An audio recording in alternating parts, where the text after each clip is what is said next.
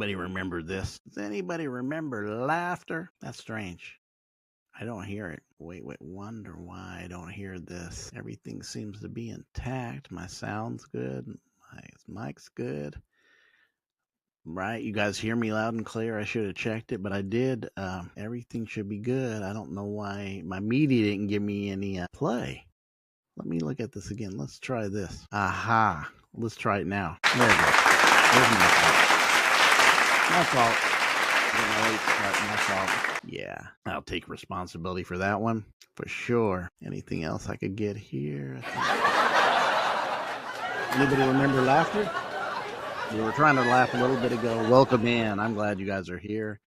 Definitely in the studio, in my library. How do you like my library? In my spacious library with all my tons of books behind me. And we are definitely here for another episode. I hope you liked our little deep dive with Carl Jung.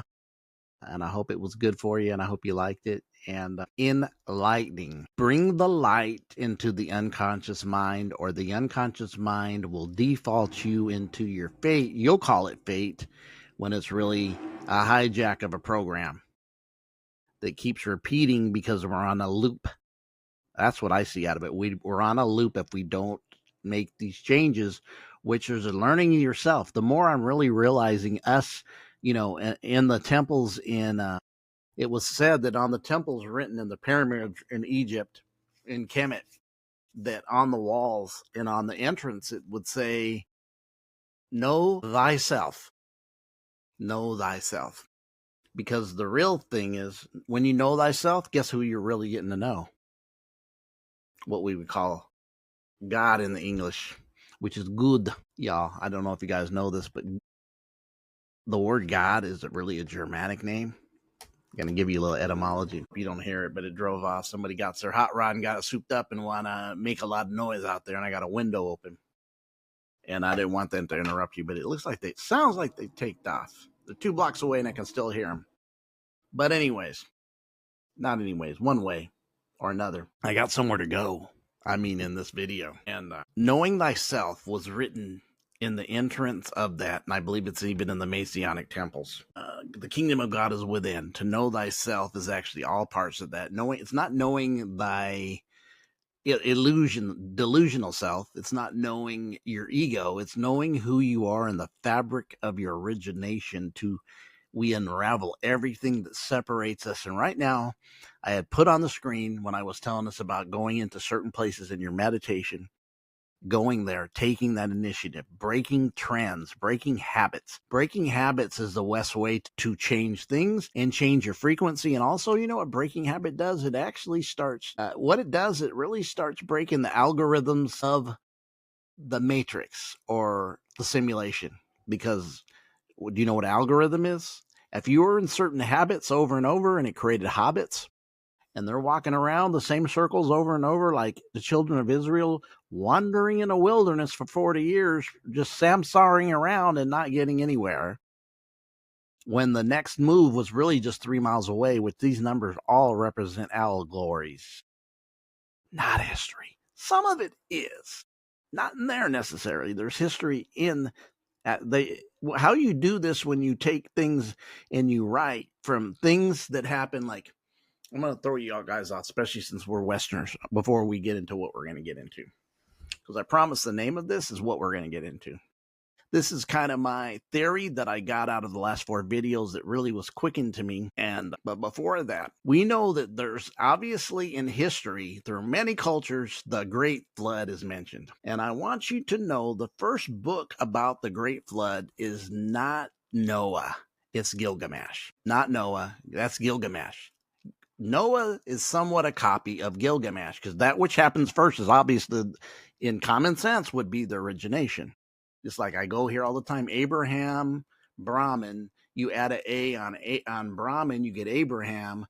Brahmins with Saraswati in the Vedic texts, which are way older than the Arabic, Abrahamic texts, right? When you add an A to Brahmin, you get Abraham.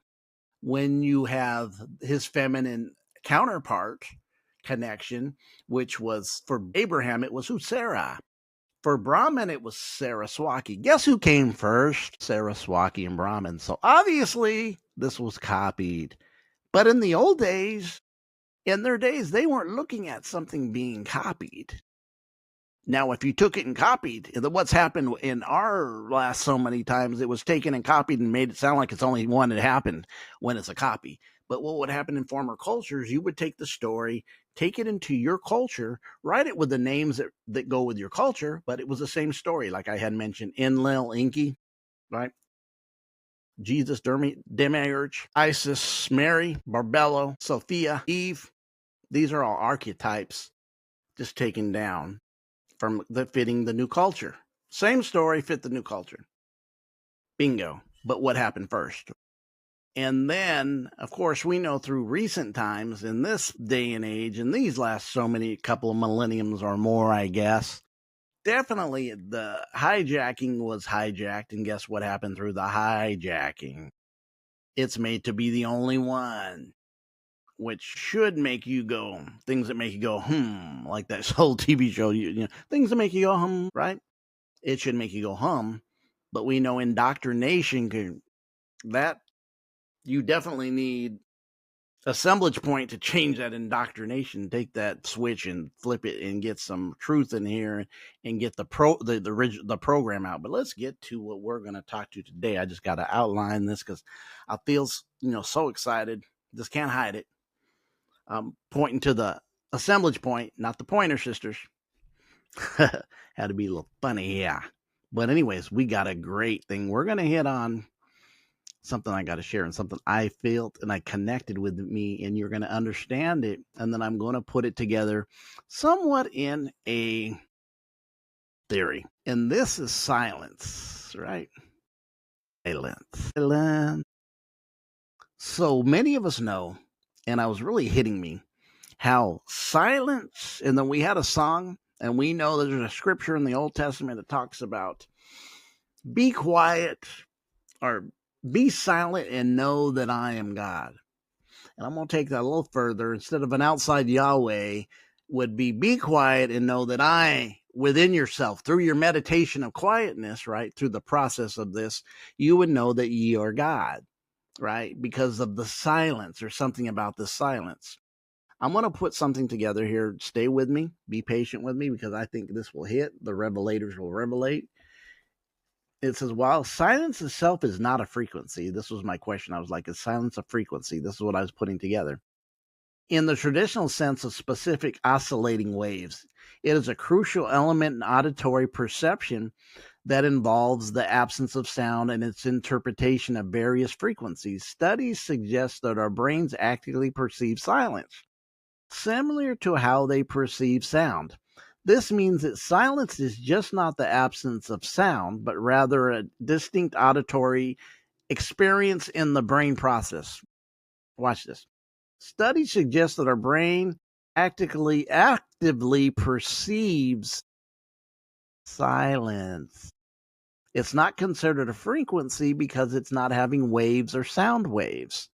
It's not the element in the traditional sense. It says, but our brain, the absence of sound and the interpretation of various frequencies, of course, is not there. Studies, though, are now looking at the brain actively perceives sound. So there is a sound within the depth of the soul to now speak and now have its way. That's why going into silence, and this is actually learning to silence your chatter, like we went over the monkey mind that chatters. You'll realize when you start meditating that the monkey mind tries never to shut up. It's like just keeps talking and talking and talking until you learn to calm down the monkey mind and take the key away from it. Similar to how they perceive sound. This is heavy. So the brain perceives silence, how they perceive sound, even though it's not actually factual that it's a frequency. This is heavy, guys. This tells you this is going into the soul realm of the deep of the root of who you are, because you're going bypassing and getting out a lot of that which is temporal and which is not you in the sound. right? Especially the fake sound. And let me close this window because there's a lot of action out here, and it has been ever. And then, and then how about that? That song. We have a song back in the early 70s, late 60s called this by Simon Garfunkel called The Sound of Silence. So the brain perceives the activity of silence. There's an activity within the brain that is similar to sound, even though frequency says there's not, because this is going into the depth of the kingdom of who you are. You are bypassing and finding the kingdom of God within you, and it's connected to this aspect that it is a frequency deep within you. It's not an outer frequency now, it's an inner frequency, but rather a distinct auditory experience that's happening within you. Now you're talking about who you are, experiencing who you are. And this experience is not an outside lackluster, which is not the kingdom, which I keep driving home, that this is a time to press within yourself, press that vineyard within yourself, get the reality going, because there's an open door to get to the root of who you are, and it will be getting rid of that which you are not. And when I see the silence is telling it's not a frequency, but on the other hand, it is within the depth of your soul, that's heavy science. That's not logical.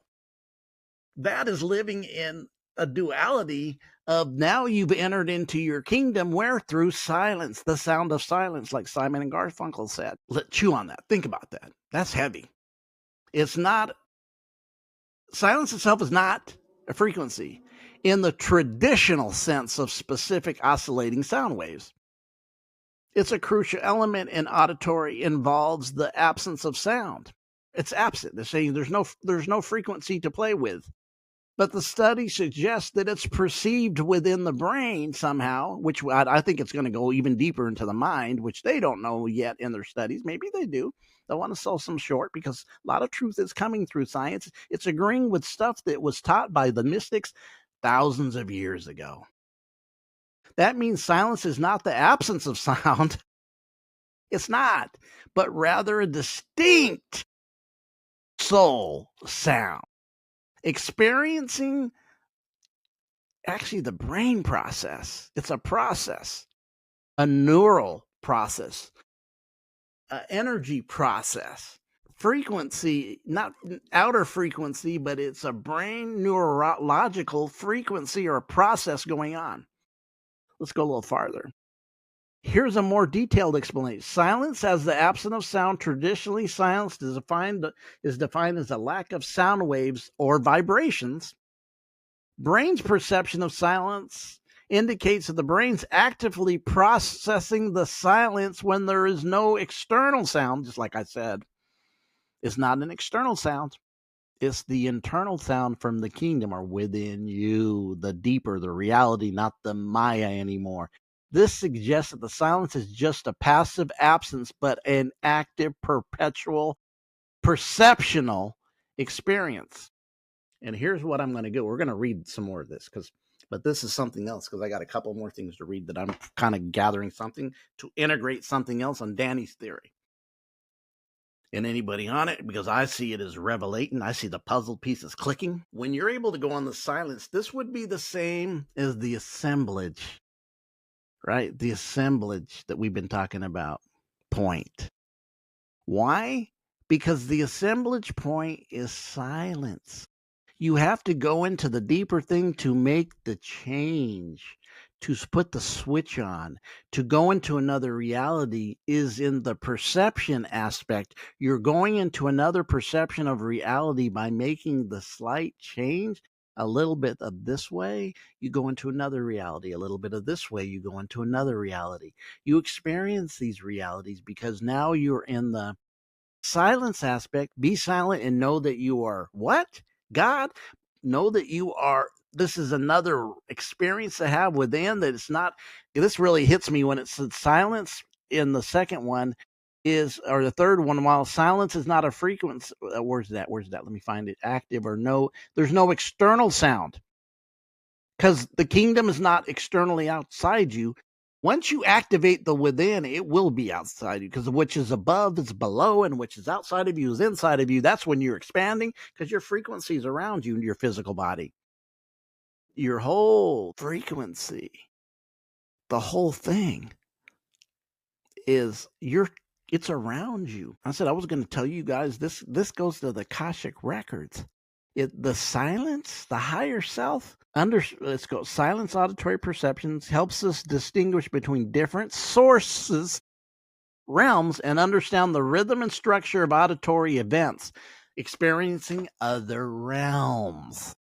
The assemblage point, I'm going to tie in even something that's going to connect it to something deeper that we've talked about in the past. That's going to give you a whole look, like I even said about science. You ain't going to get a piece of the burrito. You're going to get the whole burrito. Not a slice of pizza, not a piece of pizza. You're going to get a whole pizza. I just don't want inner peace. I want a wholeness. What we used to say in Secret Energy, the key word was wholeness, not just a piece. I just don't want a slice. I want a whole. So the absence of the outer noise will allow you to perceive the inner reality. The assemblage point and silence go hand in hand. I did a word play with silence a couple years ago. There's a video way back if you go back on me, and it shows how I even put silence. It's almost like a lens, like a lens, a different lens of perspective. So the understanding the rhythm and the structure. Now you're getting to know yourself.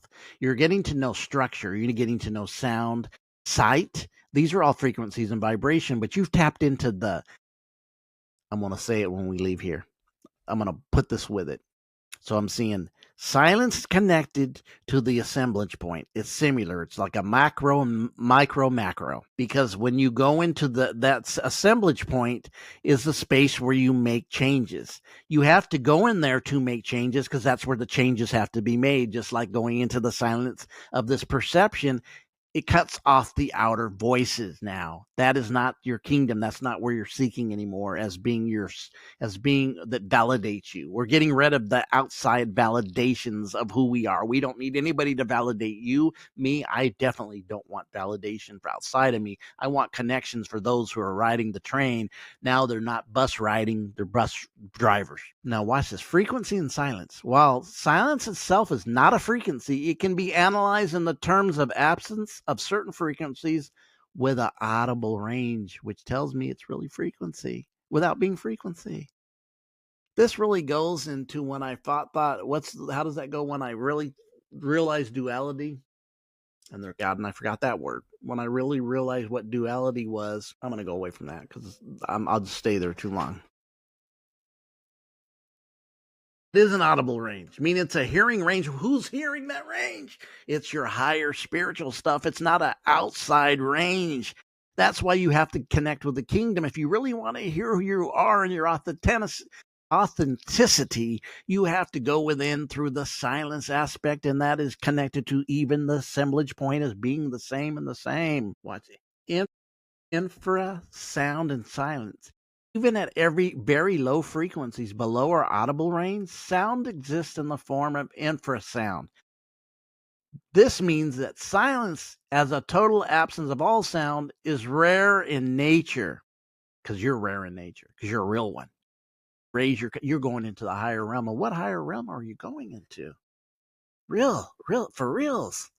What higher realm are you going into? What higher realm are you going into? That's some real stuff. What higher realm are you going into? That's some depth. It's not, but it is. And it goes exactly with the saying in alchemy. When I discovered what duality was, it was a blank, and I can't remember the word right now. This is when you starting to get 60 physically. But when I go in deep with spiritual revelation, I can revelate with anyone. I'm serious. Not trying to toot my own horn, but toot.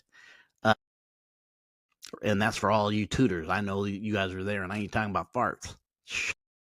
I'm talking about real ones. So let's share another screen because there's something else I want to bring it on home with this. I'm gonna put this with it. So I have put in my theory silence, which is it's very rare. We ended up finding it's very rare, is an infrasound. But silence has no frequency and vibration in the outer, but within In the deeper part of your brain, it's accepted as a frequency in an infrasound, which is what? Rare. Because people are not going in this place. It's rare experiences. You are in it. Because this is the time we are. We are putting on our gnosis clothes, our clothing of knowledge. We've known this because we are this. So I'm going to add another unity into this. In Gnosticism, the term monad refers to ultimate uncreated God or source of all existence. It's singular, invisible entity, the one or first from which all other beings' realms emanate. The monad is not a god in the traditional sense, but the origin of all gods and source of the pleroma, the spiritual realm of light. So this is the space of nothingness, which is silence, but all possibilities to change your frequency, because the monad is the macro of the silence and also the assemblage point, because it's the same exact thing of it. You change your frequency because in the monad, it says it's the uncreated God. There's no God. See, the thing I'm really learning and it's hitting me about these gods that we call gods, most of them just ain't right. They pull stuff and we're calling them gods or entities, and they placate, and they don't always do that which is good for humanity. Let's tell the truth. That's what I'm finding out more and more. We're looking at this place that it's talking here. That's where all things come, where it is holy, even that which is above gods, which would be the monad. It's singular, oneness. No duality dwells unless something's created out of it.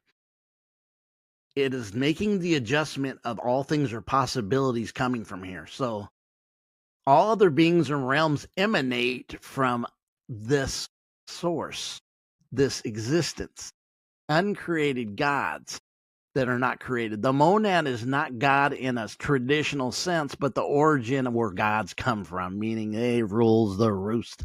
These gods, these demons, these other emanations, it calls them emanations, the pleroma, spiritual, the realm of light. It's just pure light with all forms of possibility, but nothing, because it is silence. It is the place where you can now take your assemblage point, because it's this aspect of yourself is actually the assemblage point would be the aspect of the pleroma or the monad in a micro level within you from the macro that it emanated from. That's why you can say ye are. That's why you can say ye are. Let's go down a little farther. Origin of all. Monad is absolute beginning. Because before that, it isn't a beginning, because it has nothing there. It's a beginning. It just is what it is. It is silence. It is the possibility of all things. It is the point. It is the assemblage where everything assimilates and emanates from. You have this within you. Your monad is your assemblage point, where you can be the creator of everything and emanating by you making adjustments on yourself by going into spaces to hear sound where they say there's none. Make that make sense, homie. That my good friend Coach JB says, make that make sense, homie. It is often described as a monarchy with nothing above it, the invisible one who is above everything. This is where the nameless is, because who's nothing above it to name it? Anything that's named, something's above it. Just like your daddy and mama named you because they're above you, that you came from them. You emanated from your mom and dad's DNA. The source pleroma, monad is a high source of the pleroma, the region of light where all eons, emanations of God, the emanations that create the God reside, the light that comes down. This is where even we start talking about, what are you, divine light? You're divine from pleroma. That's your space and place. The divine spark. Gnosticism believed the spark of the nomad exists in every individual, and the Gnostic path is the same. That's why you're after the image. You are just not after the image. There's aspects of you. It's that is the divine spark. So when you look at this, you're looking at the silence, which is like a psi lens, another lens to operate. And actually, that would be the assemblage point where you can go there and tweak it. That's why you have to go into silence within, where you hear everything, and it's treated as if you hear a sound that can't be heard without. It's only within. This is where you don't wander in the book of Revelation outside the temple no more. You don't go in and out. You go within.